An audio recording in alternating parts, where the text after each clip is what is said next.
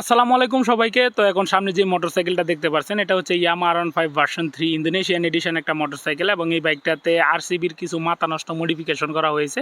তো প্রথমে যদি বলি তাহলে এই বাইকটাতে সুন্দর একটা স্টিয়ারিং ডাম্পার ইনস্টল করা হয়েছে, তার পাশাপাশি একটা RCB S1 master cylinder install করা হয়েছে এবং আরসিবি ক্লাচ ইনস্টল করা হয়েছে। তার পাশাপাশি এই বাইকটাতে আরসিবির গ্রিপ এবং আরসিবি লিভার গার্ড ইনস্টল করা হয়েছে, যা দেখতে খুবই চমৎকার লাগছে। এর পাশাপাশি এই বাইকটাতে যেই ডিস্কটা ব্যবহার করা হয়েছে এটাও আরসিবির এবং ক্যালিপারটাও আরসিবির এবং এই ডিস্কটা হচ্ছে একটা ফ্লুটিং ডিস্ক, যেমনটা দেখতে পাচ্ছেন যে ডিস্কটা খুবই চমৎকার এবং এর থিকনেসও আমি দেখলাম খুবই চমৎকার। তো ব্রেকিং বাইকটা খুবই ভালো পাওয়া যাবে।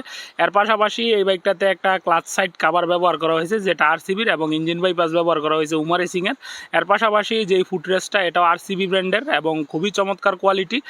এর পাশাপাশি এই বাইকটাতে পেছনের যেই মাস্টার সিলিন্ডারটা আছে ওইটাও আরসিবি ব্র্যান্ডেরই ব্যবহার করা হয়েছে। তার পাশাপাশি যেই চেনটা আছে ওইটাও দেখলাম আরসিবি ব্র্যান্ডের।